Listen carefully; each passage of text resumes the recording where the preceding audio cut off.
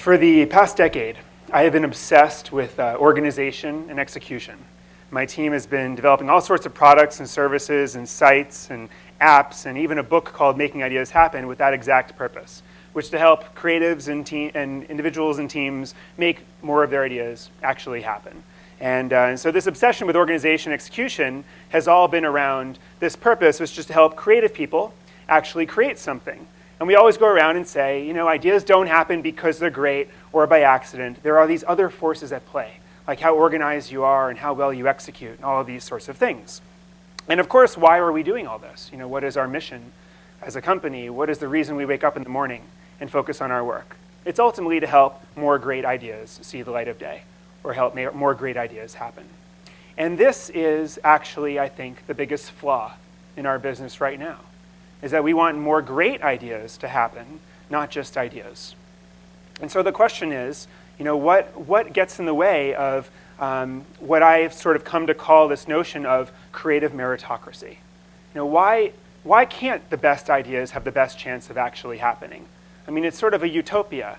It's a dream that somehow, some way, the best ideas would have the best chance of actually seeing the light of day, that the best talent would get the best job, that, you know, in companies, people would be promoted based on you know, their merit rather than, say, their golf score or, you know, who their uncle is. You know, in the creative industry, when you're hiring a photographer, you hire someone based on how good they are, hopefully, rather than just who the headhunter recommends, you know, or who you happen to know or get referred to.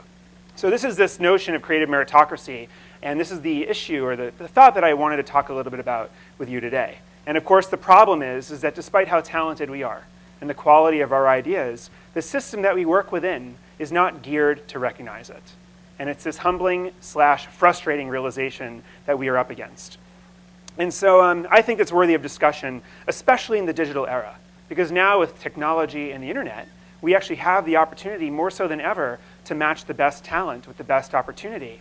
The problem is we are squandering it. In fact, oftentimes technology is working against us rather than for us, which is one thing I'm going to talk about briefly. And so this is worthy of discussion. You know, what are we up against, and what can we actually do about it? And so I want to start by talking about this notion of attribution. You know, attribution on the internet, I mean, everything is free-flowing now, right? There's music, there's images, there's ideas, all being reposted and retweeted. And so seldom do we actually see the name of the person who actually did the work. And when we see the name, so seldom is there a link to where the person does their work, so we can contact them and give them opportunity based on the beautiful work that we're enjoying. The same thing in companies and with teams. There's so little transparency oftentimes about who actually did the work that's being presented to the client. And if the company just had that sort of information more transparent, then the team would naturally promote and give merit where it's due. And so attribution is something that's really worth thinking about. And it's worth noting that attribution is not about assigning credit. It's about assigning opportunity. When you look at a beautiful image like this, and you have to wonder, like, whose job is it to say, or who should be the judge of quality of work? You know, if 1 million people all say that they like this, does that matter more than, say, 100 very qualified and respected architects or photographers? And so is it time that we stop focusing on the critical mass, meaning the popular opinion, how many people liked this or commented on it or viewed it, or how many people had the guts to spam everyone to click on a link? Rather than focus on the critical mass, can we start focusing on what I like to call the credible mass, which is what a discrete and credible set of people think of something? Can we start tuning into that? And this is something that my team and many other companies now are thinking about, which is, can we start scoring the credibility of what people think of something online? In our team, we're thinking about the notion of creative rank. And when someone loves a piece of photography, well, are they a photographer? And if yes, how many pieces have they published? And what do other photographers think of their work? And how credible should that appreciation or like be? This is something that pushes us towards creative meritocracy. But even beyond that, this notion that I'm imagining is like a data-driven perpetual talent addition that we are all participating in at any given moment. Anytime, you know, we share a piece of feedback, or we share an idea, or we contribute and engage in something, theoretically there can be data associated with that action about what people think of it. And that can determine our credibility, and that can open the door for opportunity for us and help match the best talent with the best opportunity. But we need to, in order for any of this to work, we need to make sure that people are putting their best foot forward.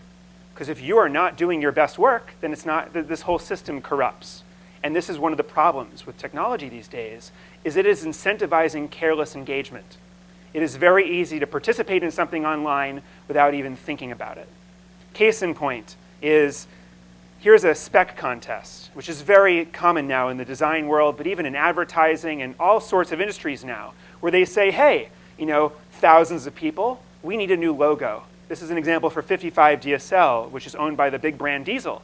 And so they had 13,000 people participate. We asked a few folks, they spend an average of 3 hours each designing a logo. And if you do the math, you realize that 4.45 years of 24/7 labor went into a competition for a €1,500 prize.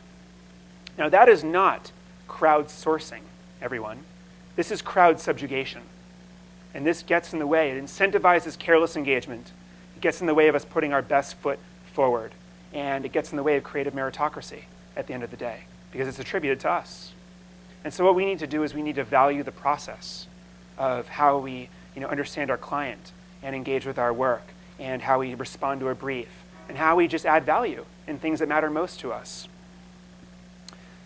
I want to end by just saying that this notion of creative meritocracy is most definitely idealistic. It's certainly flawed in many ways, and it's oftentimes audacious to even think about it. But as we all know, nothing extraordinary is ever achieved through ordinary means, and and most dreams are audacious and flawed, and it's up to us to do our part to make this actually happen. Thank you very much.